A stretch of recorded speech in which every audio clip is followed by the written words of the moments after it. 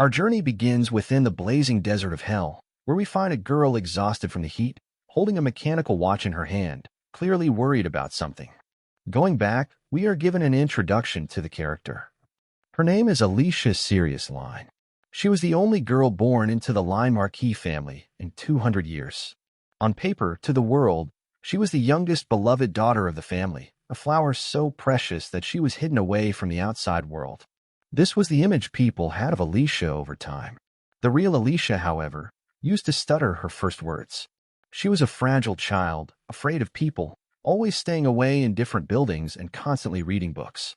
Alicia had always been conscious of her situation as the illegitimate child of the family, but despite her suffering, she endured the storms that came her way in many forms. Still, being born a girl in the family, she was registered as the child of the Marchioness and was allowed to live her life as the lady of the house.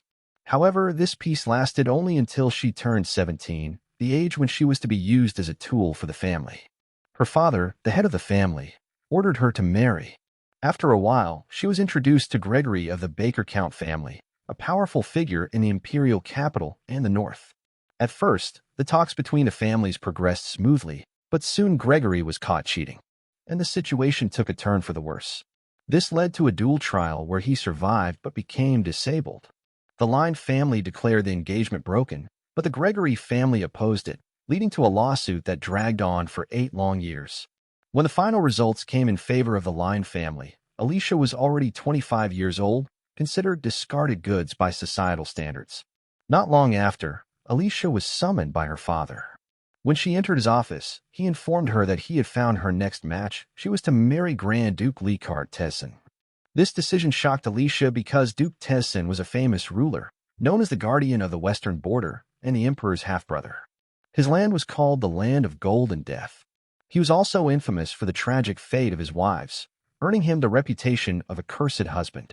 Until now, he had already lost 6 grand duchesses. The first mysteriously passed away after marriage. The second could not survive the harsh environment and later died of an illness. The third fled in fear, but after being forced back by imperial order, she too died in an accident. The fourth, fifth, and sixth all met similar ends. Marrying him was seen as the same as signing away one's life. Even Alicia, who rarely left her home, had heard of these rumors. Surely her father knew them too, and by arranging this marriage, she realized he was sending her off to her death. Alicia's thoughts swirled in fear. She didn't want to die. She silently wished for someone to save her. Her father asked if she had anything to say. She raised her head, wanting to speak, but the cold expression on his face silenced her. Terrified, she broke into a sweat and surrendered, replying that she had nothing else to add. With that, she returned to her quarters. On her way back, she looked out the window. The gloomy weather seemed like a sign, and soon rain began to fall. Back in her room, her loyal maid, who had served her the longest, was gently arranging Alicia's hair. Gathering her courage, the maid begged her not to marry. Realizing she had overstepped, she panicked and apologized, but Alicia reassured her that it was fine, then asked to be left alone. Sitting in her room, Alicia's gaze fell on a box lying on her table. She remembered her father telling her that along with a marriage contract, the Tessin family had sent a gift box. He had instructed her to open it with proper courtesy. Alicia opened the beautifully decorated box, which contained many precious items. Among them, one object drew her attention. At first, she thought it was a pendant, but upon closer inspection, she realized it was a mechanical watch. The moment she looked at it, the world around her spun, and everything became dizzy. In a second, she was pulled somewhere else. In complete darkness, Alicia looked around in confusion. Suddenly, something thick and sticky fell onto her face. As she tried to process what it was, she became aware of a terrifying presence behind her. A monster had been watching her, seeing her as prey. Before she could react, it lunged at her with the intent to devour her. Alicia froze, wondering if this was just a dream. On January 1st of the year 350, by the Benedict calendar, Alicia Sirius Line fell into the place called Hell. In an unknown place that is equivalent to Hell, we find Alicia hiding in a pitch-dark cave. She seems to be waiting for the monsters to sleep. When all the monsters fall asleep, she tries to escape the cave. She recalls the moment when she first fell into this hell. She was killed by a monster, and she died. Then she corrects herself. She had already died before. It is a confusing situation, but somehow she has become immortal. Normally, even a paper cut that takes weeks to heal now disappears in a single day, even if she is seriously injured and can't move. Now she cannot die even if she wants to. At the start, she begged the monsters to spare her life over and over, but soon she adapted and began shouting at them in anger, something she had never done before. Slowly, she released all the emotions she had held inside: fear, rebellion, and rage. In the end, she decided for herself that she must try to run away. Still, she wonders if she can really escape this place on her own. Partially trained by years of fear, her psychological scars rise up, and she begins to question herself. What if the monsters get angry? How much more terrified will she become? Conflicted with her own doubts, she suddenly finds herself running without realizing it. She ran and ran as far as her legs could carry her, wondering if she was on the right path through the cave. Finally, she saw a glimmer of hope, an exit with light shining from the outside. She pushed forward, filled with determination to escape. But just as she reached the exit, the sharp fangs of a monster sank into her back. When she regained consciousness, she concluded that this attempt had failed like the others. This had happened to her many times. After countless failures, her bones piled up in the corner, and she had already lost track of how many times she had died. Thinking about how she could not die and had become immortal, she wondered if this would have been considered a blessing had she married the Duke. She could not die, which made her the perfect bride for the man infamous for the deaths of his duchesses. If he had known someone like her existed, perhaps he would have begged her to marry him. Perhaps marrying her could have cleared his stained reputation. Then suddenly it struck her. If she hated the pain, why not kill the monsters herself? Alicia wondered why something so simple had taken her so long to realize. In a world where it was kill or be killed, she could not die. That meant she could destroy anything that tried to stop her. Once she made up her mind, the rest became easier. The cave floor was already littered with countless bones, which she could use as weapons. The monsters were finite in number, unlike her, who could heal endlessly. The outcome of this battle was already clear. The hunter became the hunted. Starting with the weaker ones, Alicia killed them one by one, slowly and steadily. Eventually, she was forced to face the largest monster of the pack. The enraged beast attacked her, but Alicia was no longer the timid girl she once was. She became a warrior forged in the depths of hell. After a fierce battle, she finally won. The beast collapsed in defeat, and Alicia cursing it for everything it had put her through. After clearing the cave, Alicia began searching the cracks in the stone. When she had first arrived here, the very first thing she had done was hide the watch. She knew it was the reason she had come to this place and would be important in the future. In the dark cave, where no natural light existed, this watch was the only way to track time. When she looked at it, she saw the date, the 19th of the first month. When she had first fallen into hell, it had been the first. In that time, she had died countless times, each death leaving its mark on her. Realizing this, she turned back to the monster's remains, yelling and cursing at them for all the suffering she had endured. She shouted that even though she had died many times, in the end, she had survived and won. She screamed at it, asking if it had any idea how much agony came as she kicked the remains, scattering them across the floor. Something caught her attention. A yellow jewel lay, shining among the beast's remains. She picked it up and examined it with curiosity, wondering what kind of power this jewel might hold. Alicia continues to look at the magic gemstone and wonders what this jewel is. In the next scene, we are shown the Duke's house, where he holds a cuff button containing a similar jewel. One of his men enters his office after receiving permission. The man apologizes for disturbing him, but says he has something urgent to report. He tells the Duke that a carriage with a marquis's crest of rain has entered through the front gate. The Duke wonders aloud if someone has died, but the man explains that the problem is their daughter has gone missing. Hearing this, the Duke laughs and asks what kind of game this is. He says there are only two possibilities. Either she really has disappeared, or she has run away to oppose the marriage. He then wonders if she was destined to die in the first place. Now back in hell, Alicia is hunting monsters. More than 8 years seem to have passed there, and in this time, she has become a battle-hardened warrior forged by fire and pain. She attacks the monsters without hesitation, her eyes showing no fear. She has survived well and adapted to the harsh environment. Alicia, who has grown slightly unhinged after so long, cuts open beasts to search for their magic crystals.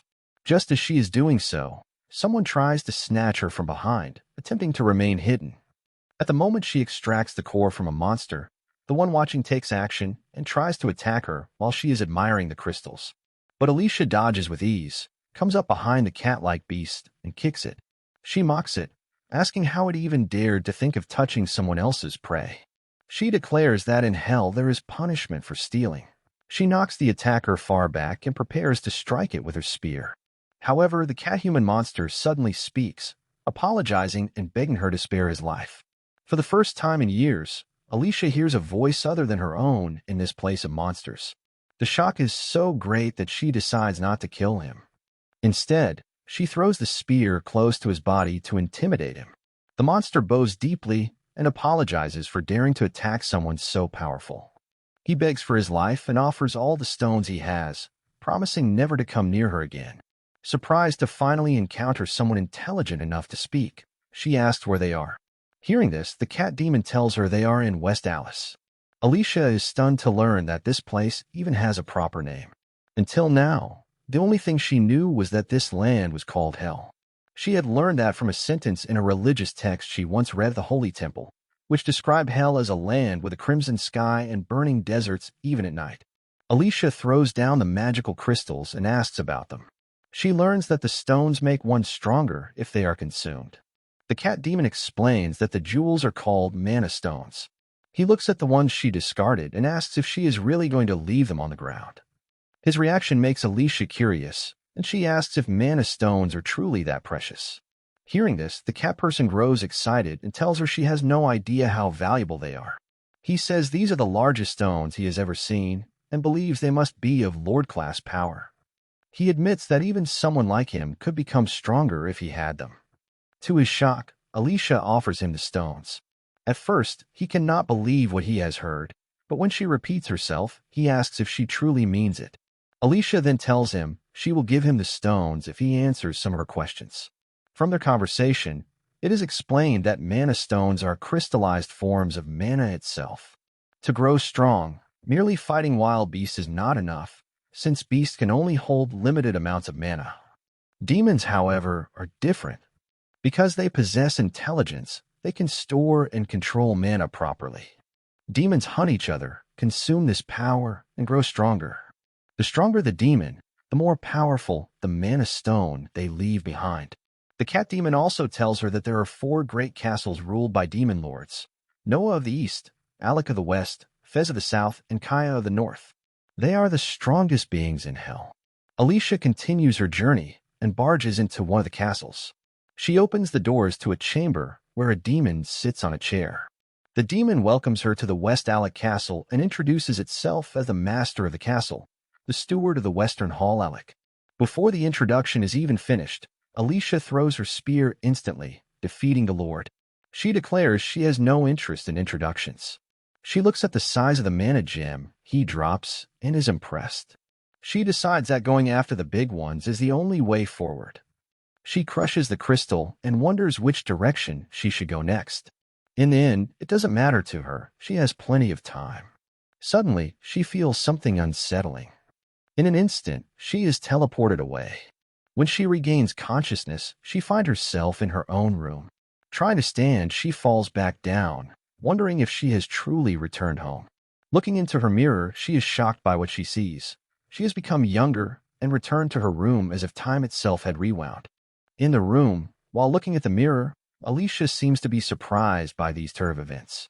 She looks over and over again. It is indeed her face she is seeing, but it is much younger. She even squeezes her cheeks in disbelief. She starts to wonder about the reason behind this situation. The only thing she can think of that could cause a disturbance on this scale is the Lord's magic stone. She tries to get up, but her ankle hurts. She wonders if it got sprained when she fell out of bed so suddenly. She takes a closer look but is shocked. Her legs and body are so slim that her bones are clearly visible at her ankle. She instantly checks the rest of her body. Her legs, arms, and everything else are far too skinny. She grows angry, questioning what has happened to this frail body of hers. In such a weakened state, she cannot even hold a stick properly, let alone a spear, which is her main weapon. She falls into deep sadness, unable to believe the situation. But the results will not change. After all this, it is certain that Alicia has lost the powers she had harnessed over a long period in hell. Just as she is despairing over losing everything she gained, there is a knock at the door. Her maid, Daisy, is knocking and asking permission to enter. Panicked at the situation, Alicia instantly lies back in bed, pretending she has just woken up. She allows Daisy to enter. The maid greets her warmly and asks if she had a good night's sleep. In the flow of the conversation, Alicia replies that she slept well and even asks Daisy how she slept. But before she can finish her sentence, she suddenly stops in shock and jumps out of bed. Surprised, she asks Daisy about her current age, because the Daisy standing before her looks different from how she remembered. Confused, Daisy tells her that she is currently 22 years old. This revelation shocks Alicia so much that she collapses and loses consciousness. Daisy panics and rushes to bring others for help, worried about her mistress. Meanwhile, Alicia comes to the realization that she has not simply become younger. She has returned back in time, to the very period when her life was about to take a sharp turn. She has regressed to her 17-year-old self. Later in the evening, Alicia finally wakes up and says she is thirsty. Seeing her awake, her adoptive mother, who had always cared for her like her own daughter, becomes worried. Daisy, ever prepared, quickly offers water. Alicia drinks, while others urge her to sip slowly so she does not choke.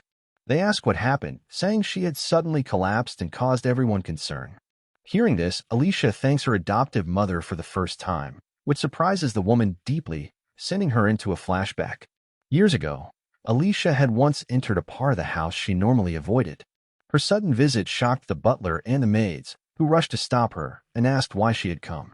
But Alicia pushed everyone aside, asking if she was ever forbidden to enter any part of the mansion. She demanded to know if there was something they were hiding only from her. Seeing that she was heading toward the south wing, the butler quickly ordered the staff to inform the Marquis, knowing this was serious. The problem was complicated. No matter how much the Marquis might have acted carelessly outside, he had never raised issues regarding the family heir. But this time it was different. He had not only brought an illegitimate daughter into the mansion, but had raised her secretly, hiding her from the madam until now. The staff feared that someone might end up dead because of this revelation. Finally, Alicia entered the room where a young child, also named Alicia, was playing with a nanny and other maids. The madam, surprised, inquired if this child was really Alicia.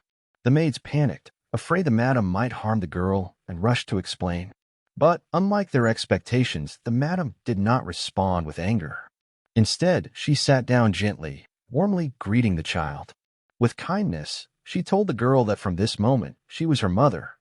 This act of compassion shocked everyone present. However, Alicia, who had been raised to believe that nothing she had was truly hers, and that she should only feel gratitude without yearning for more, hesitated. Those words had been imprinted on her from the beginning, and so she instinctively hid behind the maid. Even then, the lady's expression remained warm. She told Alicia that her sudden visit might have frightened her, and she apologized for coming without warning, saying her joy had overcome her. She encouraged Alicia to rest comfortably. Meanwhile, the young girl wondered how she could possibly be the daughter of such a beautiful and kind-hearted person. She felt guilt pressing down on her, because she knew her very existence was the result of an affair. She believed herself unworthy, thinking she would only tarnish the Marchioness's honor with her presence. And yet, despite realizing how much she truly loved her, Alicia could never change the way she addressed her throughout her entire life. Now Alicia requests another glass of water while calling her mother. Hearing the words she had longed to hear for so many years, her mother becomes so happy that her face glows with joy. She asks her daughter if she must have been very thirsty and says she will bring the water instantly. She also asks if Alicia needs anything else besides water, assuring her that as her mother she is ready to do anything for her daughter. All Alicia has to do is say the word. Meanwhile, Daisy continues to watch over them, surprised that her lady did not stutter even once, and that she finally accepted the madam as her mother. While leaving the room with proper etiquette, Daisy wonders if a person can truly change this much in such a short span of time. To her, it feels almost as if Alicia has died and come back to life. Back in the mother-daughter conversation, her mother asks if Alicia collapsed because of her weak body, and for that she offers her some herbal tea. Alicia takes her mother's hand and asks if her fiancé has already been decided as Gregory Barker. Surprised by this question, her mother asks how she knew. She tells Alicia that she is still young and her engagement has not been formally decided yet. At this, Alicia tells her that she hates that person. She says she knows what he will do in the future, and if they act now, they can prevent things from going downhill.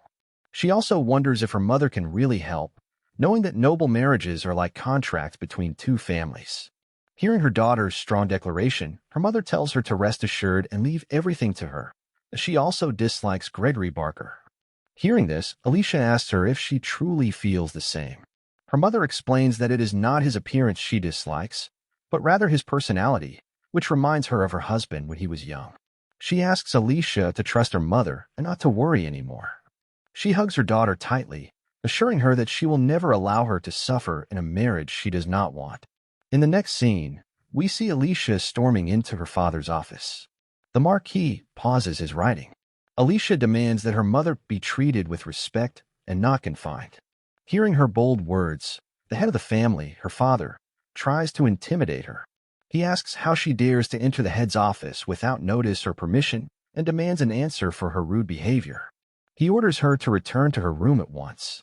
However, the family head does not realize that the girl before him is no longer the timid child who once feared him, but a warrior who has escaped death countless times.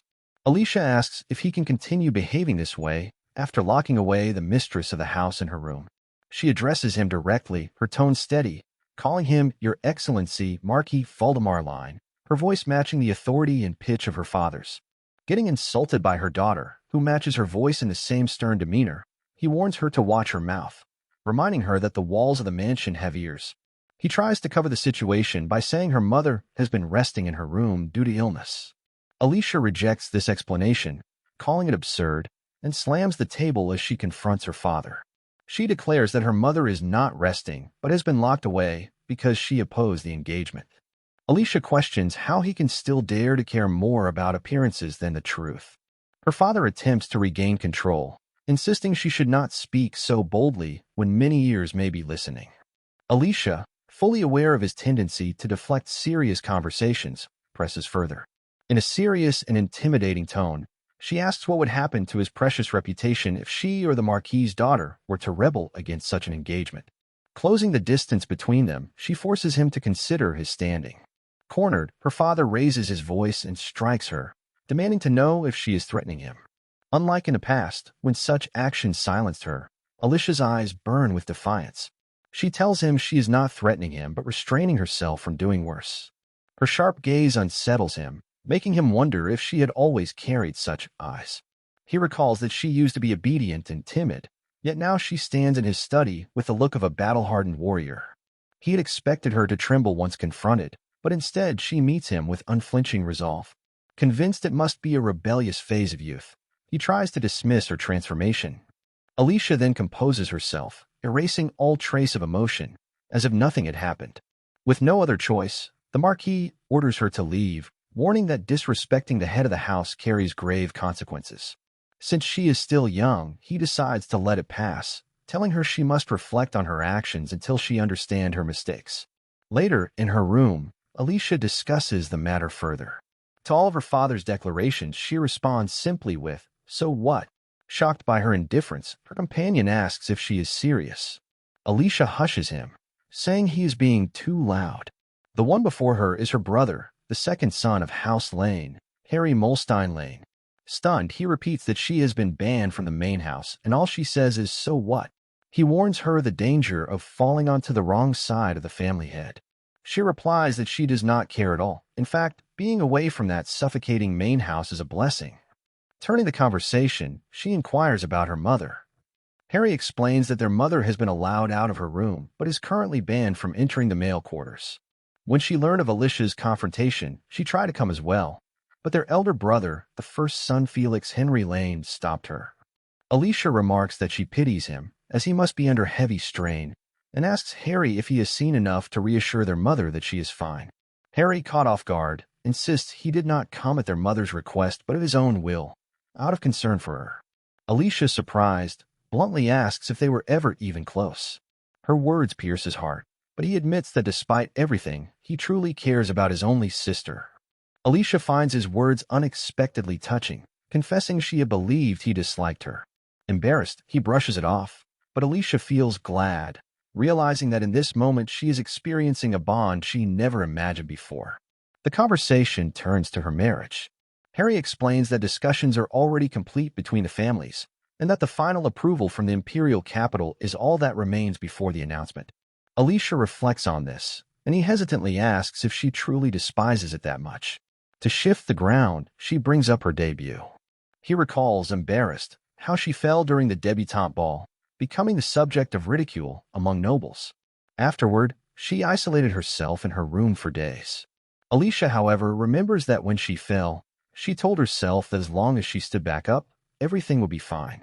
Yet her confidence had been shattered by the first person who laughed at her, someone standing right in front of her that night. She tells her brother that the first person who laughed at her helplessness was none other than Gregory Barker, and that was how her first and only debut ended. Hearing that he was responsible for her pain and humiliation, her brother, who had been speaking gently, suddenly takes a serious tone and asks if confronting or even defeating him would make her feel better. Before he can finish, Alicia smiles and replies that such a thing is impossible, but she appreciates his thought. Her brother apologizes for not realizing all of this earlier. He then suggests that since he cannot act directly against Gregory, perhaps a formal duel might not be out of the question, even if it meant causing a setback such as injuring him. At this, Alicia takes out a letter and hands it to her brother. When he asks what he should do with it, she instructs him to deliver it to Duke Tessin. Still confused, he questions what she is planning. Alicia smiles once again and simply tells him to deliver it as discreetly as possible, saying it would be better that way. She also asks if her brother would help his sister in this matter. Meanwhile, at the estate of Duke Tessin, the Duke reads the letter carefully. He remarks that there is already talk about a marriage between House Greitz and the royal family, something that is a secret among secrets. He further adds that he has also received a warning letter, reminding him that his frail fiancée requires care. The Duke mentions this to his butler and his trusted right-hand man present in the office. Concerned, he asks if there has been any kind of information leak. His right-hand man responds that he only learned about the marriage plans that very day, and no rumors could have possibly spread from their estate. After considering the matter in silence, the Duke instructs his butler Henrik to remain in the capital, while ordering his right-hand man Roderick to prepare for a journey. Both men are surprised and ask if he is planning to meet Alicia in person. In response, the Duke quotes directly from the letter, "The day autumn ends, by the 7 stones of Dolores near the Grand Temple." He explains that this is clearly an invitation directed at him. He adds that the traveling group must remain small. Though both Henrik and Roderick voice their opposition, the Duke firmly tells them to stand down. Once they leave his office, the Duke takes a deep breath, reflecting on how bold and direct the letter was. He rereads the final line, which offers congratulations and clearly references his first engagement. Pondering the deeper meaning behind these words, the Duke wonders who this mysterious Sirius could be. Meanwhile, at that very moment, Alicia Sirius Lane gazes out at the weather, quietly wondering if her letter has already been delivered. Now a carriage continues on its journey. Inside, we find Alicia and Daisy traveling together. Alicia asks how much longer until they reach the Grand Temple. Daisy replies that they are almost at their destination. Alicia remarks that the journey feels longer than expected. She then thanks her mother for allowing them to borrow her carriage, since if they had used her own, they might have already been unwell from motion sickness. She notices how smooth the ride has been so far and appreciates the Adele family's standard of quality.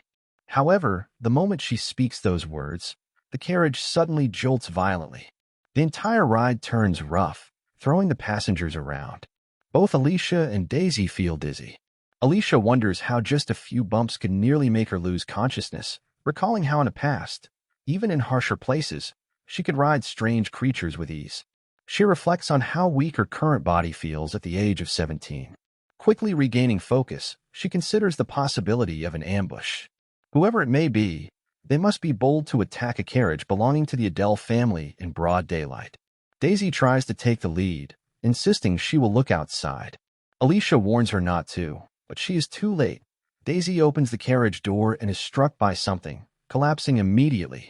Alicia rushes to her side, cradling her and checking her condition. Relieved, she finds Daisy still alive but unconscious. On her neck, Alicia discovers a small dart. Recognizing it as poisoned, she inspects it carefully. The faint scent of cinnamon and cypress reaches her nose, and she instantly recalls that only one poison carries that unique smell. Shocked, she realizes it is musto, a poison that should not even exist at this point in time. Just as she speaks the name aloud, Duke Tessin enters the carriage, repeating the same word. His escort reassures Alicia, telling her Daisy is only in a deep sleep and not in any real danger. He excuses himself, carrying Daisy away, and explains that because of matters involving the royal family, they cannot risk any leaks of information. He assures Alicia that Daisy will be escorted to a safe place. The Duke then turns to Alicia, asking her to step outside, and addresses her by another name, Sirius. Alicia studies him carefully. With golden hair like sunlight and skin pale as snow, he looks strikingly handsome, unlike the fearsome figure rumored to lack any family traits. The Duke orders his men to stand down, keeping his attention solely on her. He admits that it is difficult to believe someone like her could send him such a bold letter. He also notes that, to an outside observer, the scene might appear as if he were intimidating a defenseless young woman. To lighten the tension, he mentions having heard that Lady Loren of Greitz suffers from a heart condition. Alicia only smiles in response.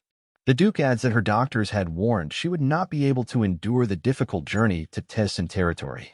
He further reveals that this information is known only to her family and her personal maid. Shifting the subject, the Duke moves to help Alicia down from the carriage, but Alicia ignores his hand and effortlessly jumps out on her own, which surprises him. Alicia then tells the Duke that the meeting spot mentioned in the letter is not here, but if they walk a bit farther, they will arrive. She turns to him and asks, "Shall we go?"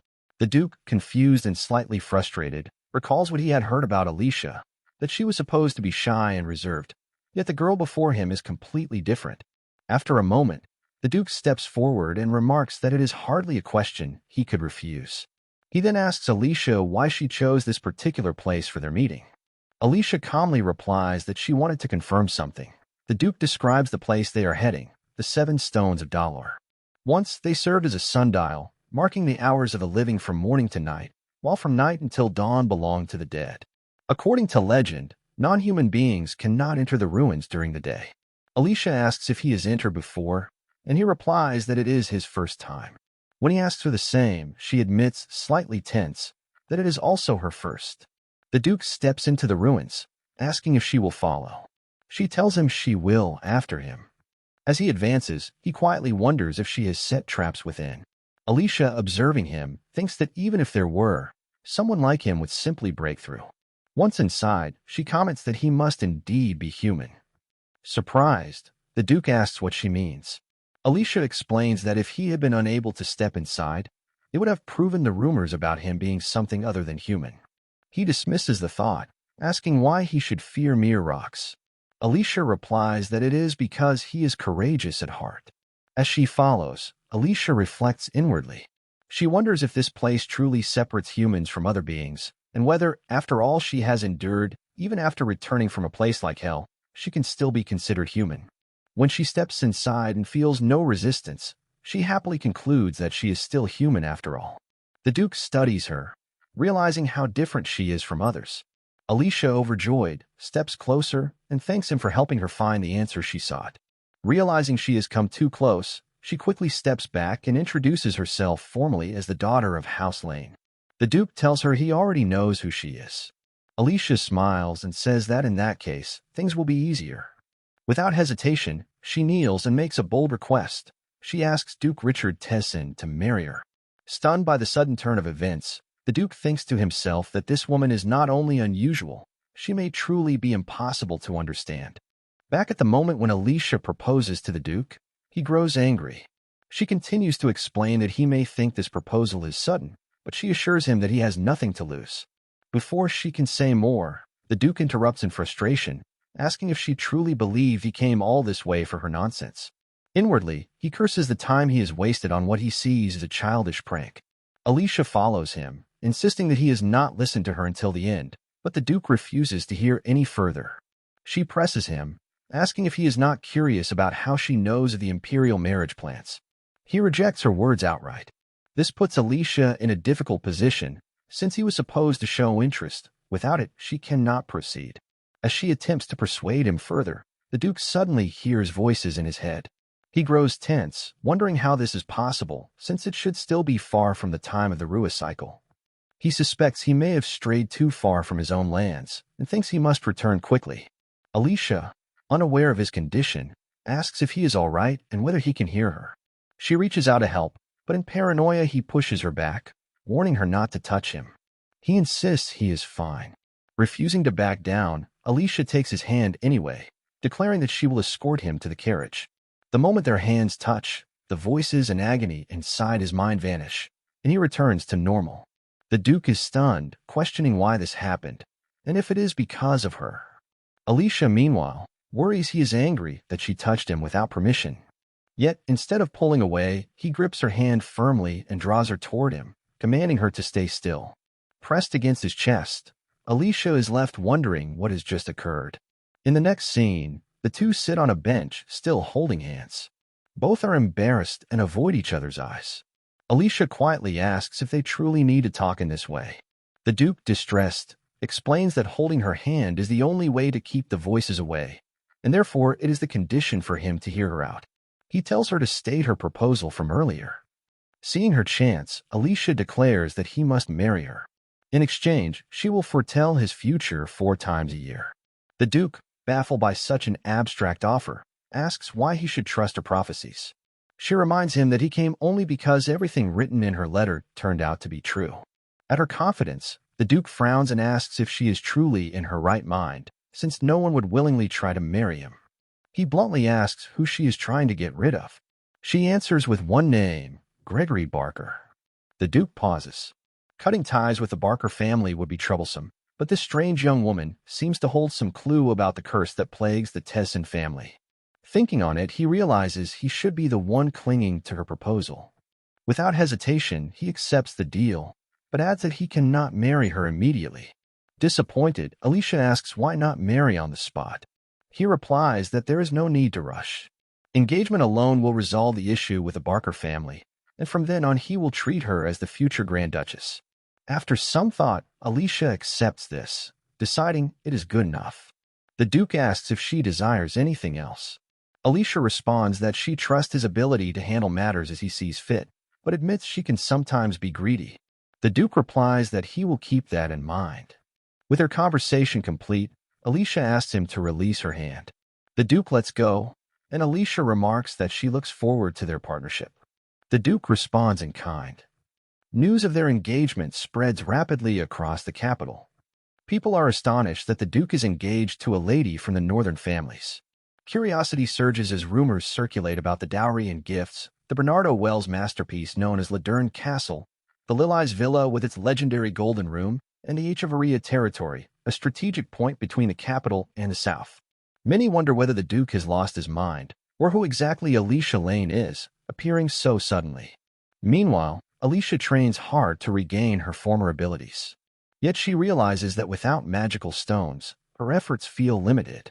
Just as she is practicing, her second brother rushes in, confused and overwhelmed, demanding to know how in the world she has gained the title of future Duchess. After finishing her training, and asks if the news has already reached the north. She quickly snatches the newspaper, and upon reading it, realizes the Duke has handled matters very well. Yet she wonders aloud why, if she is at the center of everything, no one is talking about her. Every article only seems to highlight the Duke. Her brother, Harry, calmly tells her that she is not very well known in society. But almost immediately, his tone changes as he reminds her that she had told him she was leaving for the Grand Temple to pray. He demands to know how things could have turned out like this. Alicia first pretends innocence, then admits she had obviously lied about her plans, since she was under house arrest. As Harry grows increasingly worried, Alicia continues reading the newspaper. She notices an article about the discovery of a salt mine and their search for investors. Before she can finish, Harry snatches the paper away, telling her to stop reading. Alicia sighs, pointing out that since he brought it for her, there is no harm in looking. Harry, at a loss, wonders what happened to the fragile little sister he once knew. At that moment, a butler enters, announcing that the horse Alicia requested is ready. Alicia lights up with excitement as she sees the animal, while her brother is left confused. After all, she had never ridden a horse before. Without hesitation, Alicia rushes forward, leaps up, and sits on a horse with professional ease. Gleaming, she claims she has learned it, though to herself she recalls it was during her time in hell. Harry, now speechless, can only stand silently. Alicia smiles and tells him that he might need to catch up soon. Suddenly, another butler arrives, telling the young master he must return to the main building immediately. Harry asks what the matter is, but the attendant only glances at Alicia and says the issue cannot be discussed here. Realizing the urgency, Harry prepares to leave, telling his sister not to cause any trouble while he is gone and assuring her he will return soon. With Harry gone, Alicia resumes her training. She attempts to leap across 12 stairs at once, but nearly injures herself, saved only because the maids catch her in time. She realizes that while her body still remembers the motions, the strength she once had came from mana stones. Without them, there are clear limits. She continues her practice, leaping from her horse to a tree and then from tree to tree. While hanging from a branch, she muses that the only thing she truly misses from hell is, before she can finish the thought of mana stones, her grip slips and she falls. Landing clumsily, she admits to herself that training alone cannot restore her past strength. Just then, someone approaches. Looking up, she sees none other than the Duke himself. He asks if everyone in her family trains as diligently as she does. Taken by surprise, Alicia scrambles to her feet and asks why and how he is here. Offering his hand to help her up, the Duke explains that he has come for the title conferment ceremony. Alicia thanks him and accepts his hand, but in doing so, notices something she deeply longs for, a mana stone. The Duke, unaware of her focus, asks what she was doing alone in the woods. Alicia quickly stands straight, replying that she was only exercising. With mild amusement, the Duke comments that what she calls exercise would be considered the cavalry's full-level training. Embarrassed, Alicia asks if they can drop that subject. The Duke then tells her there is a leaf stuck in her hair. Alicia fumbles around trying to find it, but cannot. Watching her, the Duke sighs, excuses himself, and reaches forward to remove it. As his hand brushes her hair, Alicia's attention is fixed instead on the gleaming object she spotted, the stone set into his sleeve button. Even after the leaf is gone, she cannot take her eyes off the stone. She steps closer, staring at it intently. Confused by her behavior, the Duke steps back but accidentally trips. Alicia also stumbles, but he catches her at the last second. In that moment of closeness, Alicia studies the button carefully. She had wondered earlier if she was imagining things, but now seeing it up close, she is certain. Realizing how close she has gotten, the Duke asks her to let go of his hand. He knows that if he forcefully pushes her away, she might be hurt in more ways than one.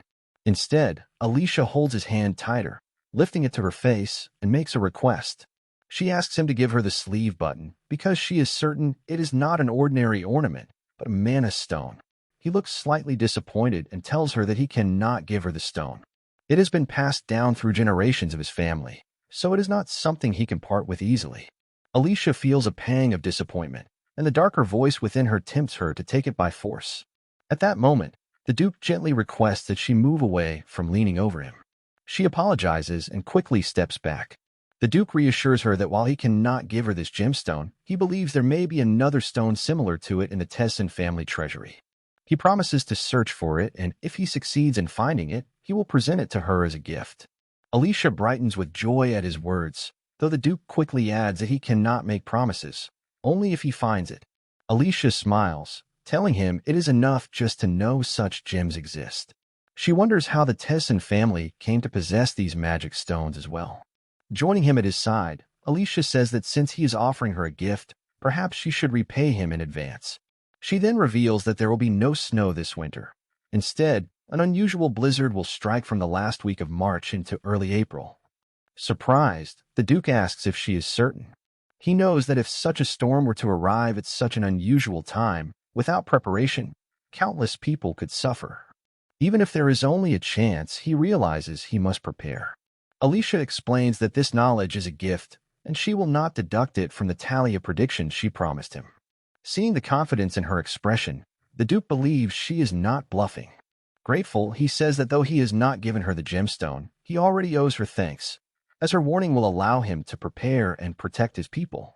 Alicia walks beside him with a happy smile, saying she is glad she could help. At the entrance of the annex, many servants are gathered, including Daisy. One of the butlers approaches and presents a box containing items the Duke had ordered. Alicia wonders why so many are present. Suddenly, the Duke announces that he has something to gift her. The head butler then informs him that Viscount Felix is waiting for him in the main house. Alicia, surprised, asks if he came directly to the annex where she had been training. The Duke calmly replies that he came specifically to see her. The butler, startled by this closeness, can hardly believe it. The Duke orders everyone to leave, and they immediately disperse. As the servants withdraw, Alicia whispers to Daisy, asking her to return the horse to the stable since she has finished riding. Daisy nods and departs. The Duke then asks Alicia if she has finished speaking before opening the box himself. Inside is an exquisite ruby jewelry set. He explains that it once belonged to Duchess Marguerite and that it is part of the traditional heirlooms of the Count of Echevarria. Alicia gazes at it with shining eyes, wondering if it is truly meant for her. The Duke confirms that it is, telling her she will use it when appearing as the formal Countess of Echevarria. Alicia solemnly agrees, saying she will do so. Amused by her serious tone, the Duke finds this unexpected side of her rather endearing. He then asks if she knows much about the imperial families. Alicia wonders if this is a sudden test, but she answers by recounting the lineage of the previous emperor and his 5 sons. She explains that the first Duke is kind, the second died years ago. Tessin himself is the 5th, and Duchess Iserlin is her full sister. The Duke acknowledges that she knows the basics and tells her he will arrange a teacher for further studies. He also advises her to keep her unusual training method secret. Preparing to depart, the Duke tells her he will see her again at the investiture ceremony. They briefly discuss coordinating her dress colors with the ducal residence for the event. Then, leaning closer, he whispers something that shocks her. When she asks if he is certain, he replies that he saw it with his own eyes and is sure. Mounting his horse, he adds that he hopes the information will be useful to her. Then he departs as swiftly as he came. Watching him leave so suddenly, Alicia reflects that he is a far better person than she first believed. When she returns inside, she finds all the servants gathered, waiting for her. They immediately bombard her with questions about how she and the Duke became so close. Annoyed, Alicia wonders why they were all silent in front of the Duke yet so loud now. Irritated, she shouts for everyone to leave, except Daisy. The servants scatter quickly, making excuses as they retreat, until only Daisy remains. Daisy gently asks if Alicia would like tea after her training. Alicia, however, tells her that instead they must prepare for departure to Echevarria. The Duke had informed her that her father, the Marquis, would not be returning soon, as he had tried to oppose the marriage between the Duke and Alicia. Caught up in political matters at the capital, he would be delayed indefinitely. For Alicia, this presented the perfect opportunity to pursue what she truly wanted. Now, in the Duke's manner, the sudden arrival of someone puts the guards and household staff into a rush as they hurry to open the gate. Inside, the family members quickly gather near the entrance. Watching the commotion, Harry asks if their father has returned earlier than expected. His mother cautions him to watch his step, as he seems to be moving too quickly. The eldest son then asks if she had known anything about the sudden change in plans. The Marchioness replies that she has not heard of any such changes, and is just as surprised as the rest. She adds that since the Marquis always insists everyone greets him upon his return, she would have prepared the household if she had known. Looking around, Harry asks where his sister Alicia is. Suddenly, the manor doors swing open. The servants stand ready to welcome the Lord, but unlike his usual calm entrances, the Marquis storms in, urgently calling for Alicia. Not seeing her among those gathered, his frustration grows. Angrily, he demands to know why she did not come to greet him, and immediately rushes toward the south wing, shoving aside anyone in his way. He orders the servants to tell him her room's location and bursts into it while shouting her name. But to his shock, the room is empty. The eldest son advises him to calm down, reminding him that many eyes are watching. Still furious, the Marquis glares at everyone and declares that his daughter is missing and no one knows where she has gone. Suddenly, someone mentions that she went to Echevarria. Confused, the Marquis demands an explanation. The Marchioness steps forward and confirms that Alicia has indeed gone to Echevarria. Later, in their private chamber, away from the eyes of the household, the Marquis demands answers. The Marchioness explains that she received a letter from Alicia. In it, Alicia revealed she had been granted a noble title along with territories and had decided to manage her lands independently. Shocked, the Marquis asks why the Marchioness allowed such a reckless decision. He insists that as the lady of the house, she should have stopped Alicia before she left. Smiling faintly, the Marchioness replies that she could not have stopped her, even if she wanted to. She reminds him that he himself forbade her from entering the South Wing, making it impossible for her to even meet Alicia. Stunned, the Marquis clutches his head and asks if this is her way of taking revenge on him. The Marchioness calmly tells him she is only speaking the truth. The rules he placed in the household are now turning against him.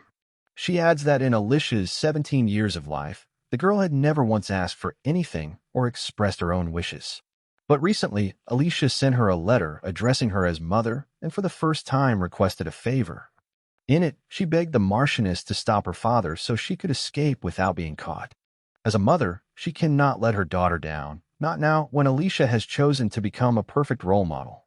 Taking the initiative, she tells the Marquis that he must change his ways and stop treating his children as tools. Hearing this, the Marquis firmly replies that they should end the discussion for now.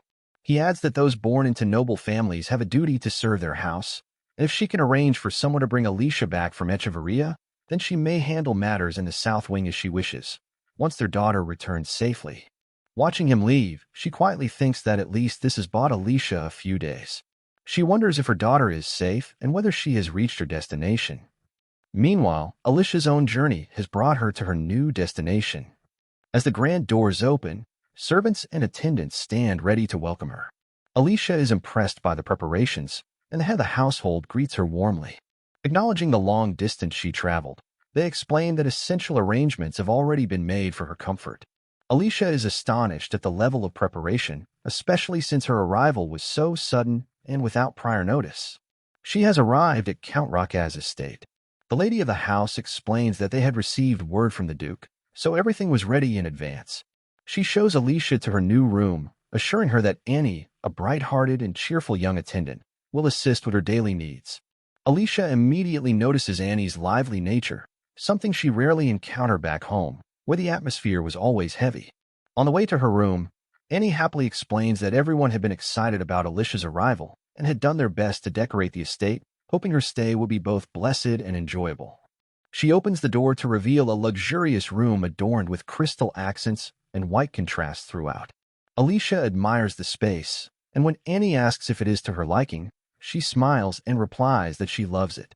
Relieved and happy, Annie tells her that if she ever needs anything, she only needs to ring the bell.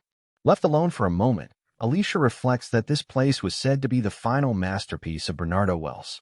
Seeing it with her own eyes, she realizes the estate truly lives up to its reputation. Just then, Daisy, her loyal maid and friend, asks why they have arrived at the imperial capital instead of Echevarria. Alicia calmly explains that the title ceremony will be held very soon, leaving them no time to go to Echevarria first. With a small smile, she asks Daisy if she would like to go shopping with her now. Now planning a big round of shopping with Daisy, Alicia suggests that since they are already in the capital, they should go out and have some fun to reset their minds. Soon after, she enters a boutique of Atelier, a store famous for creating and selling perfumes. Looking around, she realizes all the rumors she had heard about the place were true. The perfumes and their bottles are truly extravagant. If she were still her old self, she could never have imagined stepping into such a place in the imperial capital. In the past, she would have been tucked away in her library, reading books here and there. But now she picks up a perfume and asks to try it. The assistants prepare a sample for her, and she applies it onto a strip of paper. Alicia takes in the fragrance deeply. The store manager politely asks if she likes the scent. As Alicia is about to answer, a graceful woman approaches her. She introduces herself as Katrina, a perfumer of Vale. Alicia instantly recognizes the name. Katrina is destined to become a legendary perfumer from the Western continent, someone whose Vale series perfumes will one day cause an uproar across the empire and elevate her status in society. Katrina gently remarks that it is the first time anyone has sampled that particular perfume, as it is a new creation. She admits she couldn't resist her curiosity to hear Alicia's thoughts and apologizes if she seemed too forward. Alicia, knowing Katrina is on the verge of a breakthrough that will soon make her unreachable, decides she must establish a connection now before it is too late. She describes the feelings the scent gave her, explaining that as the fragrance changes with each person's body, it feels as though it was crafted especially for her. Delighted, Katrina thanks her, saying Alicia understood the very intent behind her creation. Alicia humbly replies that the honor is hers, having had the chance to meet such a gifted perfumer. After some pleasant conversation, Alicia decides to purchase several of Katrina's perfumes. Before leaving, she adds that when Katrina creates her next masterpiece, she would be delighted to have it delivered to her estate. In her mind, Alicia considers that although Katrina is talented, her status as a foreigner and commoner may hinder her progress. By offering her noble name, Alicia plans to give Katrina a platform while also securing a powerful ally in high society. She formally invites Katrina to collaborate, and Katrina, deeply honored, accepts. With the matter settled, Alicia leaves the store after making her purchase. On their way to the next stop, Daisy looks at her with wide eyes and remarks that she never knew Lady Alicia had such a keen sense for perfumes. Alicia laughs it off, saying she does not actually know much. She only acted with confidence because she knows what Katrina is capable of in the near future. From her many past experiences, Alicia has learned how to speak like someone knowledgeable, because showing even the smallest weakness in the capital would cause people to look down on her. She admits to Daisy that she cannot always tell good from bad, but asks if she at least appears as though she knows everything. Daisy responds that Alicia is acting as if she has lived her entire life in the capital. Hearing this reassures Alicia that her performance is working well. No one will be able to find fault in her. After that, they move on to the next store to buy dresses, accessories, and household items such as mirrors. At the jeweler's, Alicia even buys out the entire stock. She continues spending money without hesitation, leaving the shopkeepers grateful for her patronage. Daisy, still shocked at the extravagance, watches as Alicia carries herself with ease. Seeing Daisy's astonishment, Alicia asks if she is tired from the unexpected turn of events. Then she smiles and tells her to hold on a little longer, as they are now heading to their final stop for the day, a renowned shop that specializes in boots and fine footwear. They enter the shop, and the owner politely asks what he can help them with. Alicia replies that she would like to place an embroidery order. The man explains that embroidery orders are handled on the second floor and calls out to Judith, the woman who manages that work. He tells her she has customers waiting. Judith quickly comes downstairs and invites Alicia and her company to join her upstairs. Alicia sits gracefully, holding a fan to cover part of her face. Judith offers to prepare some tea and apologizes if the place seems untidy, saying that had she known guests were coming, she would have prepared better. She explains that she has been buried in work and hasn't kept up with other duties. Alicia reassures her that there is no need to apologize, adding that she finds the place charming in its own way. Soon, tea is served. Judith reintroduces herself as Judith Pullman, telling them they can simply call her Judith. She apologizes again, saying she is not well educated and hopes her manners are at least acceptable. Alicia then introduces herself, explaining that she has heard of Judith's embroidery skills and wishes to place a personal order. Judith smiles modestly, saying she never thought her work was worthy of such rumors. Alicia then asks Daisy to take out a wrapped pamphlet containing a unique design she has prepared. Daisy unfolds the pages for Judith to see. At that moment, Alicia asks Daisy to step outside and give them some privacy. As soon as Daisy leaves, Judith suddenly crushes the page in her hand, her face hardening with anger. Alicia, calm and composed, tells her that no one else knows about this, so she does not need to worry for now. She adds that she had to take many detours just to come here, since this shop had been her true destination from the beginning. With a faint smile, she also mentions how poor Daisy had to walk long distances and carry heavy loads because of it. Judith, trembling, picks up a pair of scissors with the intent to strike. Yet Alicia, unfazed, continues speaking, remarking that since there is a shoe shop downstairs, Judith should get her a new pair of shoes. In that instant, Judith attacks. But Alicia spins her fan swiftly, blocking the strike. With calm authority, she declares that she is the most talked-about person in the capital right now. As she counters Judith's attack, Alicia reveals her knowledge of Judith's hidden identity, the heir to the largest intelligence association and the sole successor of the Croa clan. Judith, shocked at how effortlessly her attack was deflected, wonders what kind of monster Alicia must be to possess such strength and insight. Just as tension peaks, Alicia lowers her fan and softly tells Judith that she did not come here as an enemy. She came because she wishes to be her friend. At the moment when Alicia declares that she wants to be friends with Judith, she begins recalling what she knows about the Croa clan. This clan was once led by 6 heads, including the master. Judith, still on guard, quietly thinks about the knife she had placed in a basket.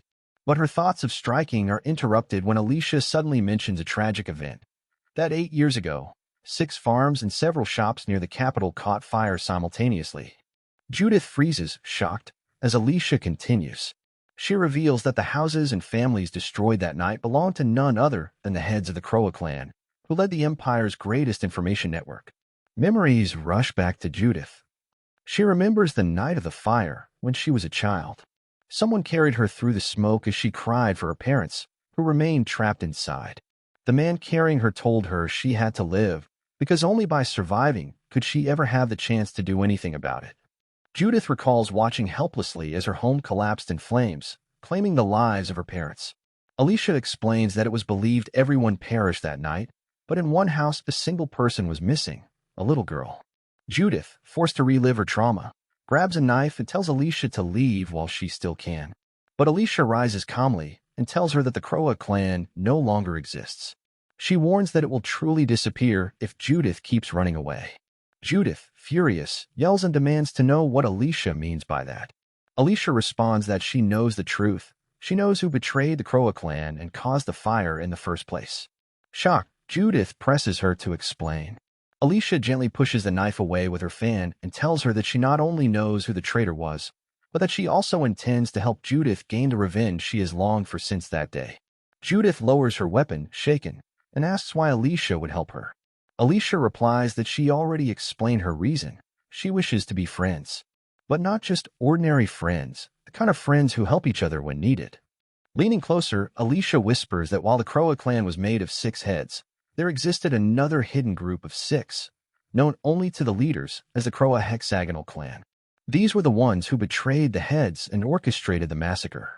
Judith asks if this is truly the case. Alicia tells her she can confirm it herself when she becomes the new head of the clan. She advises Judith to prepare quickly, because if she continues as she is, she may die before accomplishing anything. Judith nervously asks if their location has already been compromised. Alicia only looks out the window, remarking on how quickly time has passed. She reminds Judith that she is serious about the embroidery order. She expects it to be finished by spring. Alicia encourages her to continue her craft even if she becomes clan master, but notes that survival comes first. Saying this, Alicia begins to slip away.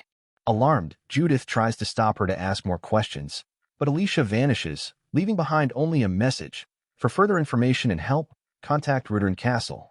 Judith is left speechless. What kind of woman had she just met?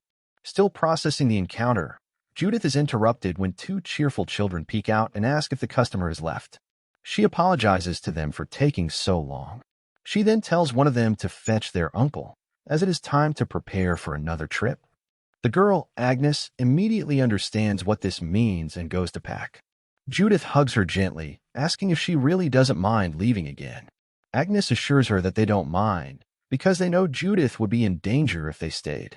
Judith promises that this will be the last time they move and vows to make sure it never happens again. Agnes brightens at this, asking if they can leave without saying goodbye to their friends. Their uncle soon arrives, the same man who carried Judith out of the fire years ago. He asks if she has finally decided to take a step forward. Judith admits she always hoped he would become the clan's master instead. But he shakes his head, saying he has always lived as a shoemaker and has no desire to change that now. She asks if he truly believes she can lead. He tells her that it depends entirely on her choices, and no matter what she decides, he will always support her.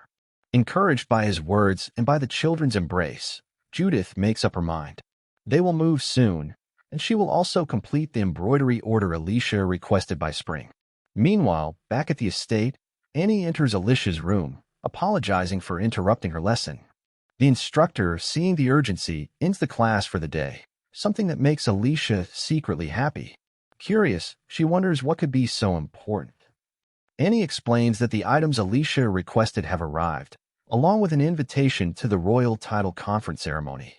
But there is also another unexpected letter paired with it, one that Alicia had not anticipated. At the imperial palace, Emperor Leonard Renat Luca is informed about the arrival of Duke Tezin. The Duke enters the Emperor's office and immediately asks if his requests have been reviewed. The Emperor replies that he has indeed seen his request regarding reinforcements for the western borders.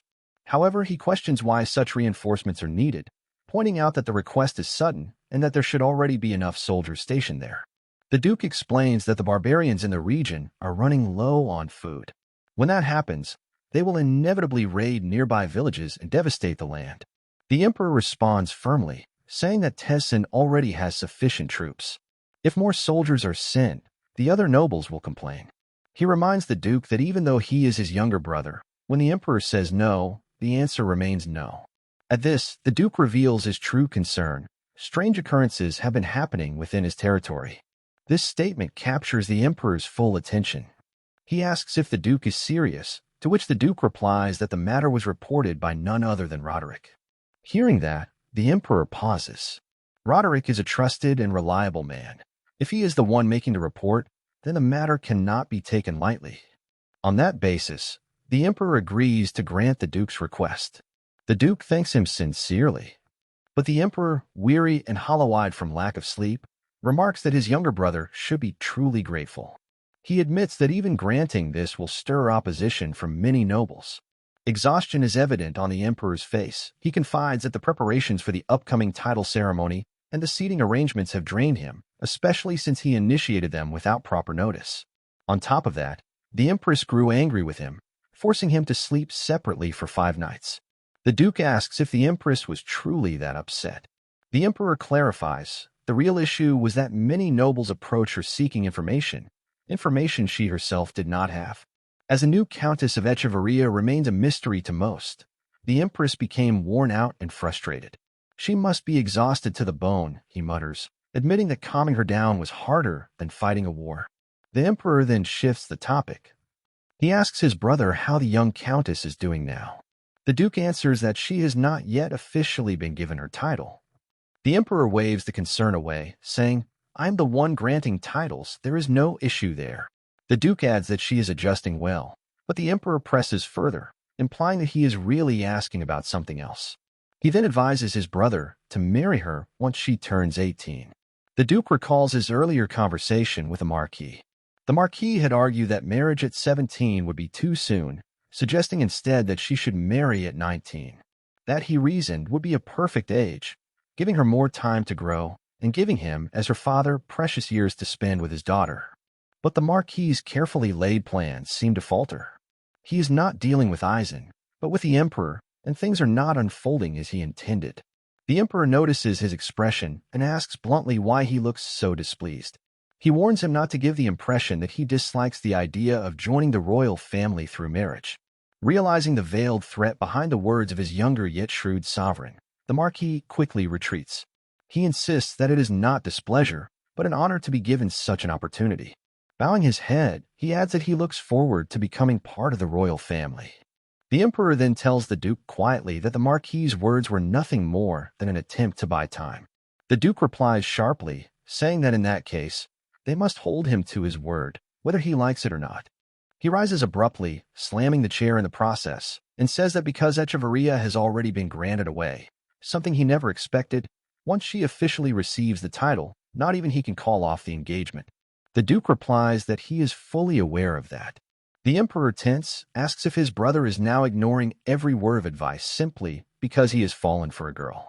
But the Duke calmly responds that this is a decision he has no regrets about, even if it means giving up such a valuable territory.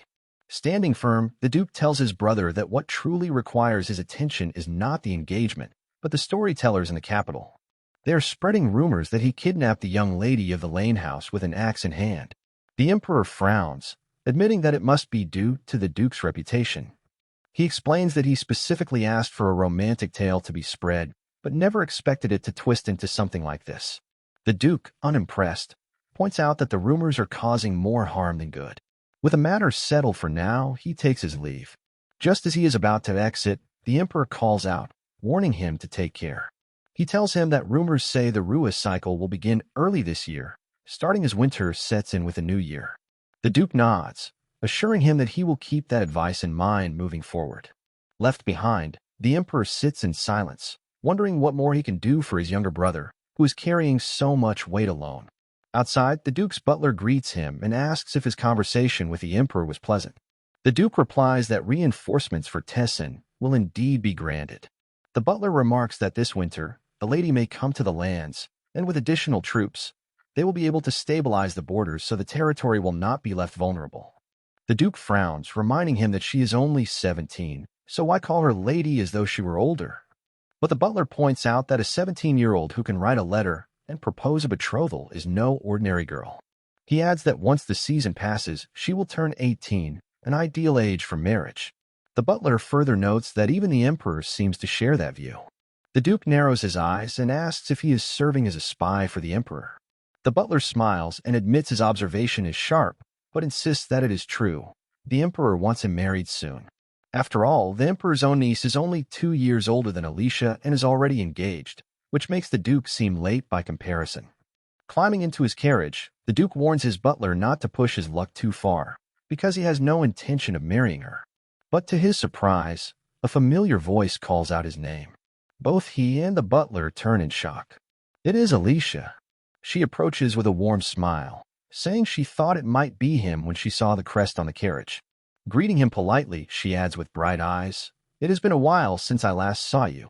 Now, as she greets the Duke himself is worried about whether she has heard about his words and statements mentioned earlier.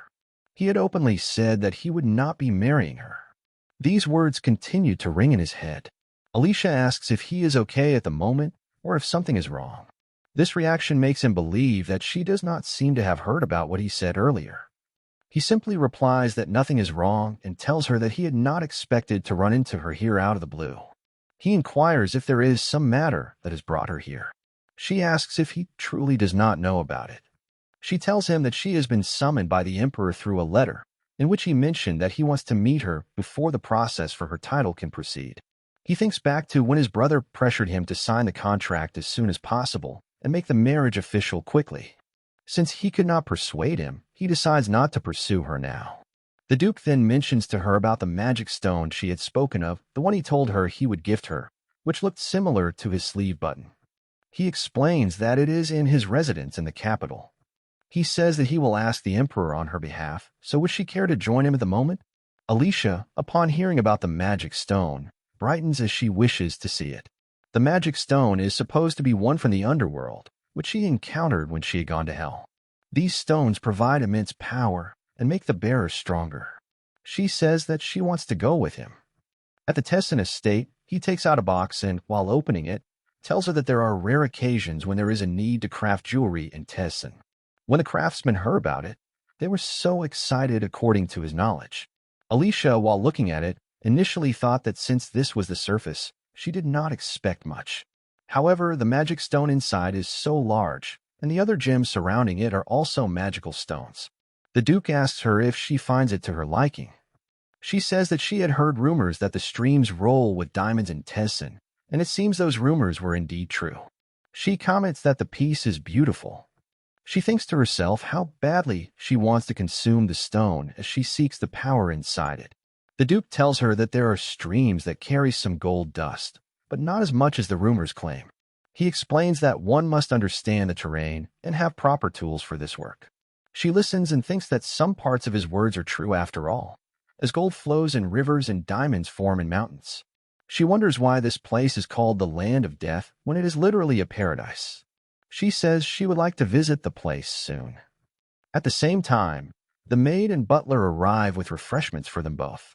During the break, the Duke tells her that he will return to his lands once the ceremony is over, and afterward, there will also be a banquet. He tells her that they may not find time to talk then either, so he's going to say goodbye in advance. She is surprised, since even though he rarely leaves his land, his behavior toward his fiancée feels somewhat disappointing. She asks about his return to the capital. He believes the earliest he can come back would be around the end of the spring season next year, so if some problem arises, they can send couriers to each other. She thinks that would be far too inefficient. She offers to join him and go to Tessin. However, the Duke shifts the topic and tells her that Rudern is a fine place, but Echevarria is even better if she wants to spend a comfortable winter there. He advises her to get used to these places. At his reaction, she grows a bit frustrated, wondering why he cannot simply say directly that she is not welcome in Tessin. She is about to retaliate but stops, thinking that since she is engaged to him, there will be many chances for her to visit in the future. There is no need to rush. With this thought, she tells him that she will keep it in mind. After their discussions, she prepares to leave. While on the carriage, she tells him that she will be wearing a dark violet dress with her hair tied low for the upcoming ceremony. The Duke tells her that he will keep this in mind. While leaving, she tells him that she is curious about his choice of dress for the upcoming events. After she leaves, he recalls the time when the butler had asked about his outfit, but he had ignored the topic, saying he would simply wear whatever he could find. Taking this opportunity, the butler comes in and tells him that he cannot just wear whatever he finds in his wardrobe now, can he? At this, the Duke responds that he will attend the ceremony in the Golden Knight uniform. The butler says that this is a good choice, as all the servants will be delighted since it has been a long time since he last wore it. Now, on the day of the title conferment ceremony, numerous nobles of the empire gather to attend the event, as the new count will receive her title today. Behind the doors, the star of the show prepares to enter. The Duke notices her nervousness and asks if she remembers the order of events they must follow in the hall. She tries to recall, saying they have to go in, and then, what? The Duke reassures her, explaining that they must walk to the center of the hall, and tells her not to be nervous, as today she is the star of the show. With this, the announcement is made about their arrival. As they enter the hall, people turn to look at Alicia, a new figure in their circles. They whisper among themselves, commenting that she looks more gentle than they had expected. Some say they cannot understand how someone so soft could be married to the Duke, often called a demon. Their attention shifts to the ruby set she wears, which once belonged to Duchess Marguerite. At first sight, people had thought he kidnapped her, but now it seems clear that he is truly devoted to her, gifting her not only riches but also a title. Others whisper that, given her beauty, it is understandable. Finally, upon reaching the center, she greets the Emperor and Empress of the Empire. The cheerful Emperor expresses his pleasure at meeting someone who has become even more popular in the capital than he is nowadays. He tells her to come closer, then takes up the sword and blesses her, wishing her success in serving the Empire well as the Count of Echevarria. After awarding her the title, the Emperor declares that the day is full of joy, as not only has a new count been appointed, but his brother has also become engaged. He welcomes her into the imperial family with open arms and congratulates the Duke, his brother, on the happy events in his life. With this, the Emperor presents a gift for the new couple. As the box is opened, it reveals the imperial bride's veil, an item reserved only for the most important occasions. By presenting it, the Emperor shows that he is serious about them becoming part of the imperial family, even though they are only engaged at the moment. He adds that he hopes they will truly become a family as soon as possible. The Duke finds his brother's intentions so obvious that they become suffocating to him. Looking at the boldness of the Emperor and the intensity with which he displays the imperial veil, a relic that has not been seen for years, the nobles are astonished. The veil, combined with the title, makes it clear that they have already accepted her as a member of the imperial family. Some people even add that while everyone knows the Emperor dotes on his brother, they never imagined he would go this far. As the people gossip, the Duke quietly takes note of everything for future reference. The nobles present know that this may be a betrothal on paper for the Countess title, but to them it is already clear that she is being recognized as a duchess as well. Just as the murmurs continue, the Empress calls out to the Duke. She asks if he is planning to return to his lands once the ceremony concludes. The Emperor, noticing this, remarks that the Empress would like to have a word with him. The Duke replies that he plans to return as soon as possible, since he cannot remain away from the borders for too long. The sharp Empress, however, responds that since this is only the beginning of their betrothal, leaving so soon would break her heart a little. She then suggests that he invite the Countess to Tessin. The Duke, realizing what she means, asks for clarification, but the Emperor quickly interrupts and says it is a good idea. He explains that although Tessin is far away, the two of them would be together and thus not feel lonely. Multiple nobles also support the Emperor's suggestion, saying they would find it sad if the couple separated so soon. Both the Duke and the Countess realize that this is not as simple as it appears. The Emperor is deliberately stirring the mood, and the Empress is supporting him. It is already decided, and the others are merely following along with their plan. Realizing there is no way out of it, the Duke turns to his fiancée and asks if she would like to join him on the journey to Tessin. Quick on the uptake, Alicia accepts the invitation.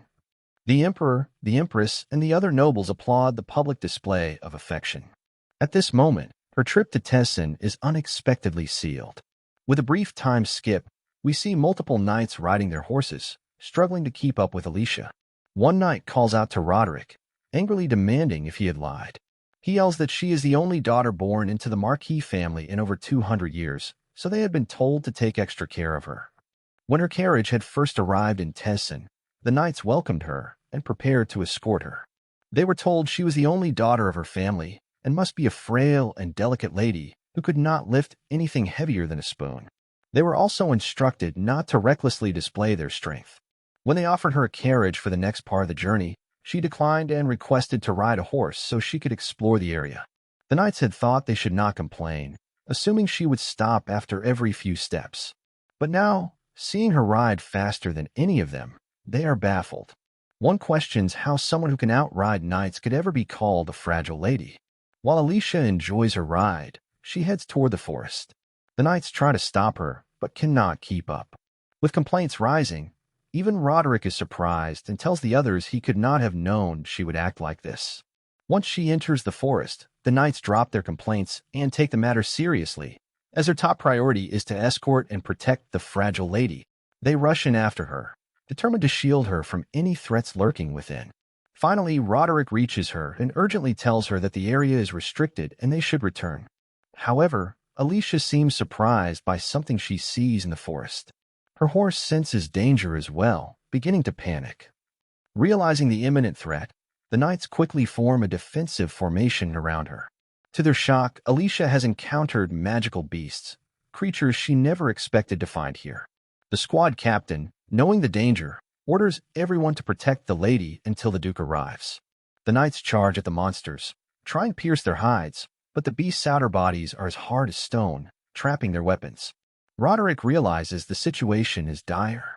The magical beasts surround them, and the knights are disarmed one after another. Alicia sees a fallen spear and reaches for it. A knight tries to stop her, shouting for her to stay back as the danger worsens. She looks at the weapon, deciding she can use it. Calmly, she tells them she will be borrowing it for a while. Just as she says this, a monster launches itself from behind, aiming directly at Alicia to strike her down. Back to the moment where she appraises the spear while borrowing it, the knight warns her to step back as the beast charges toward her.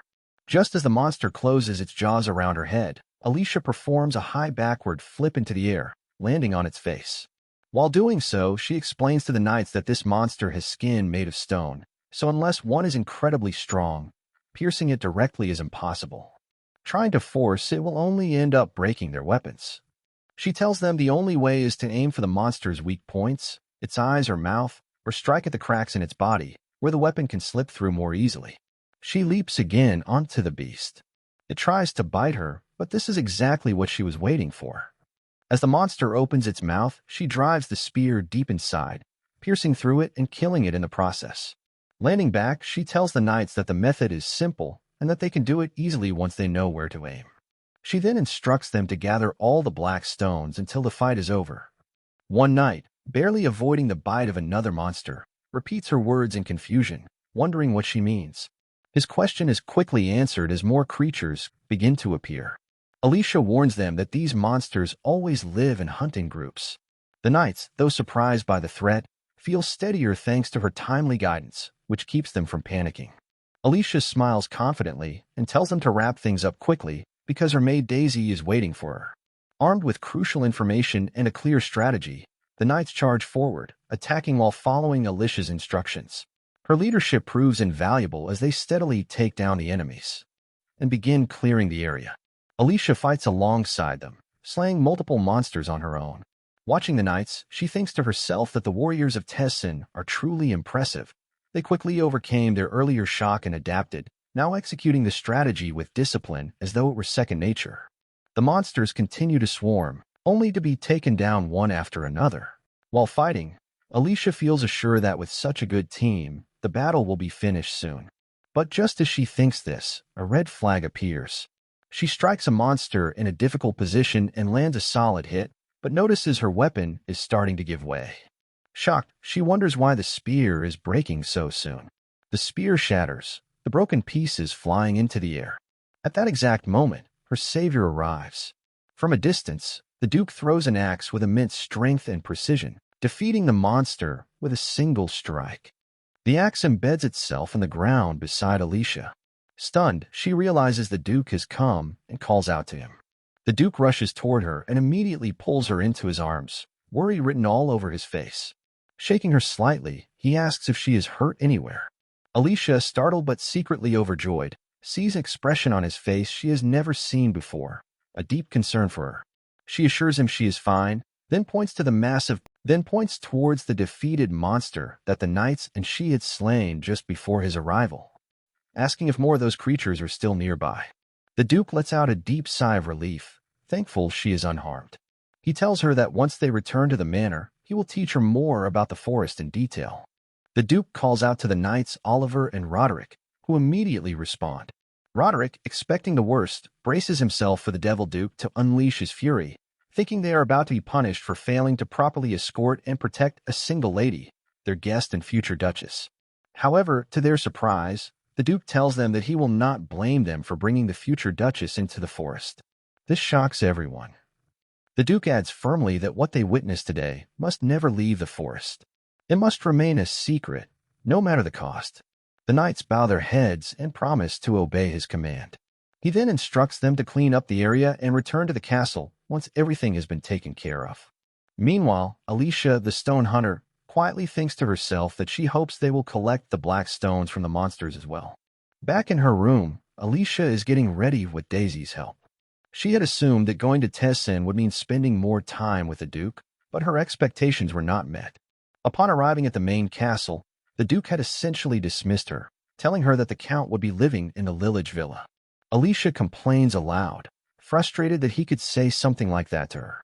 Daisy, however, takes the Duke's side, explaining that the villa is meant as a gift to her and that she should see it that way. Alicia looks at Daisy in disbelief, asking why she isn't on her side today. Alicia has now been there for a month, and in all that time she has not seen the Duke even once since that incident in the forest. Her days are spent maintaining her appearance as the Duke's fiancée, while she constantly receives various visitors. On one such day, the butler announces the next group of guests and guides them to the meeting room. However, among the visitors, one person slips away from the group suspiciously. This person is a first-class assassin from the Gryzen clan. The assassin chuckles to himself, thinking about how easy his task will be. To him, the lady is just a clueless noblewoman from the north, and the security here is weak, unstructured, and full of holes. As he begins to pull something out, a voice suddenly asks him, "What is this?" Startled, the assassin mutters to himself that it is a special gift, one that will turn the lady into a heretic worshipper. But as he realizes no one should be there with him, he quickly tries to turn around to catch the intruder. Before he can react, a sharp blow lands on his neck, knocking him unconscious instantly and ending his scheme. The one who delivered the strike is none other than Alicia herself, who has grown used to receiving unique visitors during her stay. She calmly remarks that there are far too many guests for her to handle today. In the dark night under clear skies, the moon shines brightly, illuminating the scenery. In the distance stands a white estate, where someone is attempting to sneak inside, the current residence of Alicia Ceres Lane, the Countess and future Duchess of Tessin. The mysterious figure makes their way into her room, where she sleeps soundly, unaware of what is about to happen. The assassin, closing in on his target, prepares to finish a job that has taken far too long. He raises his dagger to strike, but the assassin's smooth attempt ends abruptly when Alicia, who has lived through the torments of hell itself, instinctively awakens. With sharp reflexes, she counters the dagger before it can even touch her.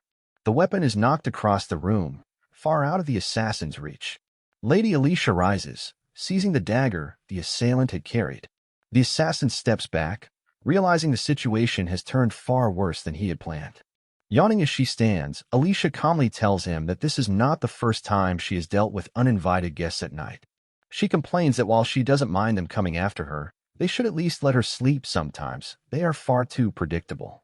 The assassin is stunned. He admits that something had always felt suspicious, since every person they had previously sent to kill her never returned. Their concerns grew, and the problem became more troublesome than expected. He sneers, saying that learning the crown princess is a monster is a surprise no one could have imagined.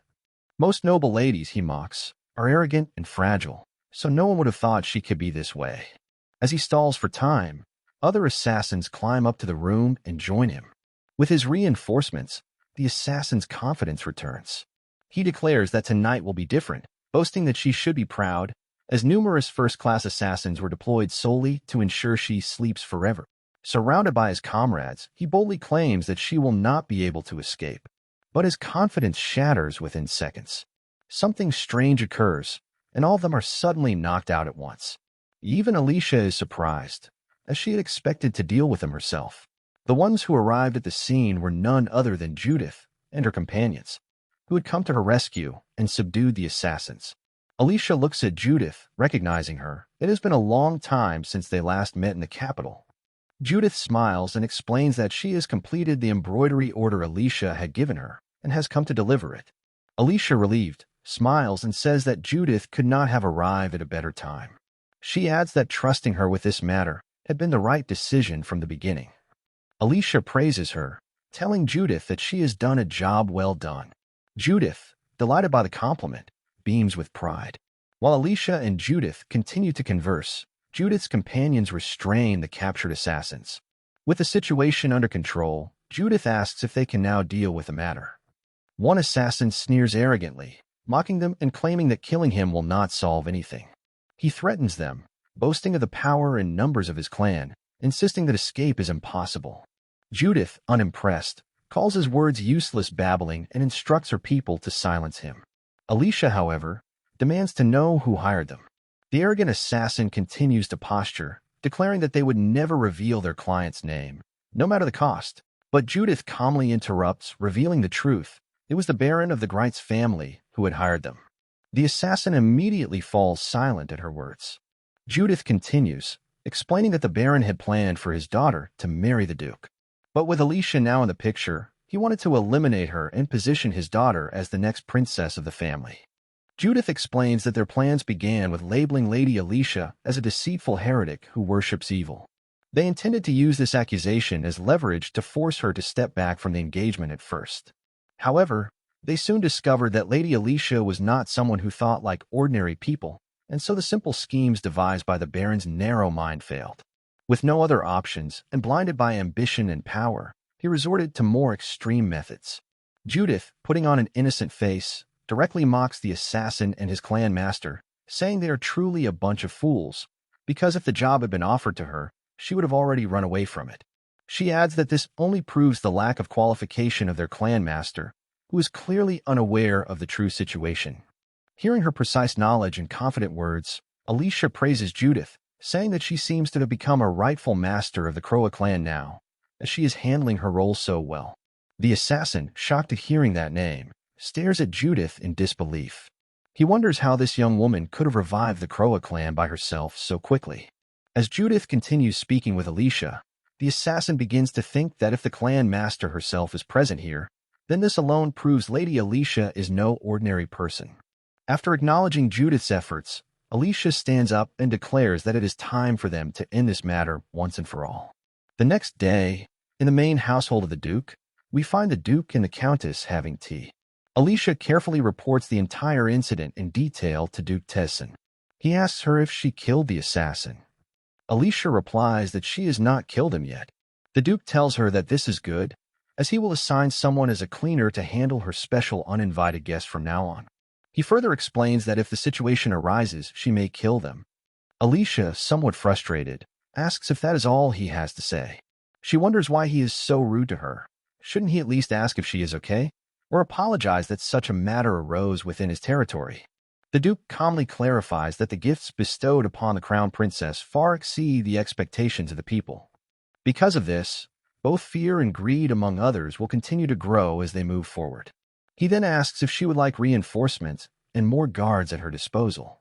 Alicia feels disappointed. Looking at the Duke, she realizes that such things are common for him. That is why he remains so unshaken. The Duke then asks if there are more questions she would like answered. Alicia reflects that he has lived like a prisoner, threatened his whole life, so this much danger feels normal to him. To him, even his fiancée being in danger is something ordinary. With this realization, Alicia decides that she will handle such matters herself from now on. However, she makes one request. Striking the table with such force that it collapses, she tells him that she has been holding back for his sake until now, but people are beginning to look down on her. She asks if she can finally act freely for a while. In the estate, on the following day, huge clouds of smoke and embers rise into the night sky out of nowhere. The workers inside immediately rush to evacuate, trying to escape the danger of the spreading fire. While panic takes over the estate, Alicia wakes in distress, frustrated that she cannot find a single day of peace. There is always some assassin or cult member targeting her, and now, just as she is complaining about how her peace has been stolen since arriving in Tessin territory, another crisis erupts. Daisy, accompanied by another maid, rushes into the room to inform Alicia that they must evacuate quickly. Startled that the problem is so severe, Alicia listens as the maids explain that the Emerald Tower is on fire. That is why everyone is panicking and rushing to put out the flames, while the staff are evacuating the rest of the estate. The maids show her a path to escape. Alicia thinks to herself that she had expected a surprise attack sooner or later, but never imagined her enemies would go so far as to take such bold action, setting the estate itself on fire. As she steps outside, a carriage stands ready for her. Before boarding, Alicia asks one of the knights about the situation, noting that the fire seems limited to the tower for now. The knight replies that they cannot yet estimate how far it might spread across the estate, so for safety, they intend to escort her directly to the Tessin estate to avoid any further surprise attacks. Hearing this, Alicia boards the carriage along with her two maids. The journey is tense and silent, until suddenly the carriage comes to a halt. From outside, the knight can be heard confronting someone. Daisy immediately grows worried, fearing an ambush set against her lady. Outside the carriage, two figures kneel, showing they are not there to attack. The knight demands they identify themselves and warns that if they make any sudden moves, he will retaliate. The two, dressed in stealthy attire, quickly respond, saying they are allies of Lady Alicia. One of them insists he can confirm their identity by telling her the name Judith. Hearing the exchange, Alicia steps out of the carriage despite her maid's protests, who worry for her safety in such a moment of crisis. Alicia tells them to make way, instructing the knight as well to step aside. Though hesitant, the knight reluctantly obeys, and Alicia assures him that it is fine. Judith then informs Alicia that the attack on her estate was orchestrated by a different culprit than before. The one who ordered the fire was Count Combat. She explains that her group tracked the assault, but unfortunately, they arrived a step too late to prevent the arson and could only rush to Alicia's side afterward. At the mention of Count Combat, Alicia recalls old memories, while Judith explains the reasoning behind the Count's actions. He intended to eliminate her, opening the position of the Duke's fiancée once again. With the Duke receiving such generosity and recognition from the Empire, the Count wanted to use this opportunity to have his own daughter, Lily, take Alicia's place as the Duchess. He planned to exploit Tessin's harsh environment and dangers, framing her death as an accident while simultaneously discouraging any outsiders from approaching the Duke, making his family's path to power much smoother. Listening carefully, Alicia tightens her guard. After thinking briefly, she thanks them for the information and then issues a new request. She orders them to investigate the 6 houses of Tessin, including the 2 that have already made moves against her. She emphasizes that it must be done no matter the cost. Judith replies that when her friend has such a matter at hand, it is not a request but a priority task that they will take on without hesitation. After this exchange, Alicia hands Judith a bag filled with pearls worth 30,000 gold pieces. She tells her to use them for the investigation, adding that if there is any surplus, they can spend it freely as they see fit. At the Tessin estate the following day, reports are delivered to the Duke regarding the arson at Lady Alicia's residence. The Duke is informed that the fire was extinguished within 20 minutes, which minimized the damage to only the outer walls of the tower. Fortunately, there were no casualties. After hearing this, the Duke decides to announce the incident publicly as an accident caused by negligence rather than a deliberate attempt on the Duchess's life. He orders the butler to track down the individuals responsible for the arson and to investigate their connections with other nobles. He also instructs him to take measures to ensure such events never happen again. The butler accepts the order and then informs the Duke that Lady Alicia has arrived at the estate. He suggests that she join him for dinner, if only for appearances. The Duke listens to his advice and considers it. Later, at the dinner table, the Duke's attendants, the butler and his son, keep pressing him about a certain matter. Before long, it becomes clear. Both of them are pushing the Duke to reconsider his stance on keeping Lady Alicia away from the main estate. They insist that, now that circumstances have changed, he should allow her to stay at the Tessin estate for her safety, as well as for the Duke's public image. The Duke seems to have no more excuses left to turn them away. Alicia, watching this, wonders why they keep whispering these strange discussions during dinner. To her, it looks less like giving advice and more like nagging the Duke, pressuring him about something. Finally, out of options, the Duke turns to Alicia and asks her directly about staying at the estate until her villa is repaired.